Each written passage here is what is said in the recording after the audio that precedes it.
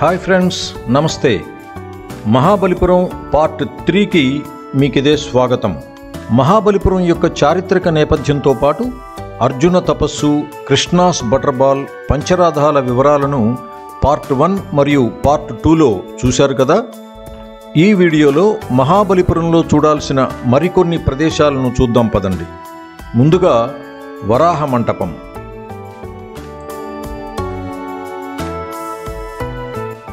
ఈ వరాహ మంటపంలోని శిల్పకళా వైభవాన్ని చూసేందుకై కొంచెం సమయం కేటాయిస్తే ఆశ్చర్యకరమైన, ఆసక్తిని కలిగించే అంశాలు మనకు గోచరిస్తాయి. పల్లవుల శిల్పకళా వైభవాన్ని పూర్తిగా ప్రతిబింబించేదే ఈ వరాహ మంటపం.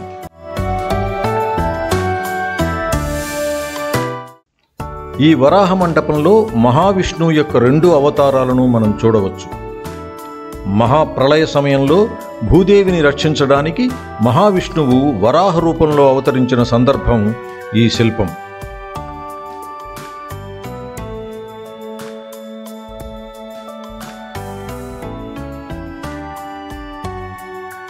కమలంపై ఆసీనురాలైన గజలక్ష్మికి 2 ఏనుగులు నీళ్లు చిలకరిస్తున్న దృశ్యం అద్భుతంగా గోచరిస్తుంది.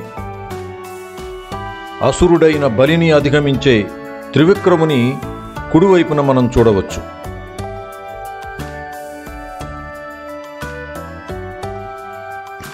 మహిషాసురుడి శిరస్సుపై అష్టభుజాలతో నిలిచి ఉన్న మహిషాసుర మర్దిని శిల్పం ఇదే. 2 పల్లవ రాజులు వారి రాణులతో పాటు ఉండే అపూర్వమైన శిల్పాలను ఇక్కడ మనం చూడవచ్చు. మొదటిది మహేంద్రవర్మది, రెండవది నరసింహవర్మ తాతగారైన సింహ విష్ణువుదై ఉండవచ్చునని చరిత్రకారుల అభిప్రాయం. త్రిమూర్తుల గుహాలయం. బ్రహ్మ విష్ణు మహేశ్వరుల త్రిమూర్తుల గుహాలయం ఇది. ఇక్కడ చూడండి, త్రిమూర్తుల దర్శనం కోసం బండరాళ్లే భక్తులుగా మారి వరుసగా క్యూలైన్లో నిల్చున్నట్లుగా ఉంది గదు. ప్రతి సన్నిధి వెలుపల అందమైన స్తంభాలు, ప్రవేశద్వారం వద్ద ద్వారపాలకులుండడాన్ని మనం గమనించవచ్చు.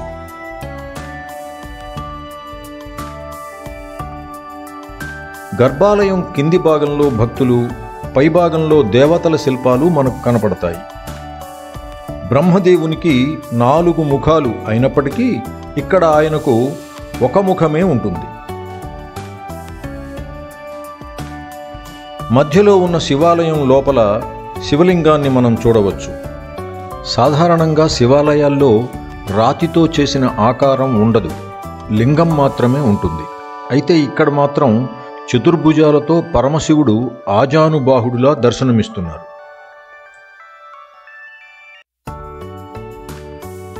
చివరి గర్భాలయంలో మహావిష్ణువు అందంగా దర్శనమిస్తారు.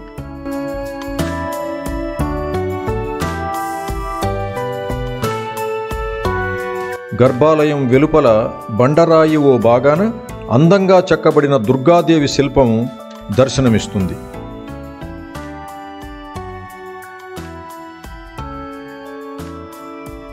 త్రిమూర్తి గుహాలయం ముందు గుండ్రంగా చెక్కి ఉన్న ఓ పెద్ద నీటి తొట్టి కనిపిస్తుంది. గోపికలు వెన్నదీసే పాత్రగా స్థానికులు చెప్తున్నప్పటికీ అప్పట్లో అంతరిక్ష పరిశోధనకై దీని నిర్మాణం జరిగి ఉండవచ్చుననేది పరిశోధకుల అభిప్రాయం. ఇది ఇప్పటికీ అంతుచిక్కని రహస్యం. త్రిమూర్తుల గుహాలయం వెనుక ఇక్కడ చూడండి, పెద్ద ఏనుగులు, కోతి, నెమలి అన్నీ ఒకే రాతిపై చెక్కి ఉన్నాయి. మహాబలిపురం ప్రాంతంలోని శిలలు, శిల్పాలు అన్నీ హిందూ దేవతలకు సంబంధించినవిగా ఉంటే ఈ శిల్పం మాత్రం బౌద్ధ మతానికి చెందినదిగా పరిశోధకులు చెప్తారు.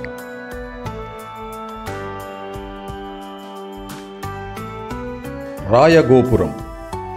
వరాహ మంటపం పైభాగాన ఎత్తైన రాతి కొండ మీద అసంపూర్ణంగాను అద్భుతంగానూ కనిపించేదే ఈ రాయగోపురం. ఈ నిర్మాణం పల్లవుల కాలం నాటిది కాదు, ఆ తరువాత పరిపాలించిన విజయనగర రాజుల కాలం నాటి కట్టడం ఇది. విశాలమైన అడుగుభాగ నిర్మాణం చూస్తుంటే ఈ గోపుర నిర్మాణం పూర్తి అయితే ఎంత అద్భుతంగా ఉండేదో మనం ఊహించుకోవచ్చు. ఈ రాయగోపురం దగ్గరలో ఉన్న ఈ నిర్మాణం ద్రౌపది బాత్ టబ్గా పిలుస్తారు. మహిషాసురమర్ధని గుహాలయం. ఇదో పెద్ద గుహ. లోపల చిన్న మంటపం, అందులో సింహాకారపు స్తంభాలను మనం ఇక్కడ చూడవచ్చు. ఆ తరువాత 3 గర్భాలయాలు, మధ్యనున్న గర్భాలయంలో సోమస్కందుడి ఆకారాన్ని మనం చూడవచ్చు.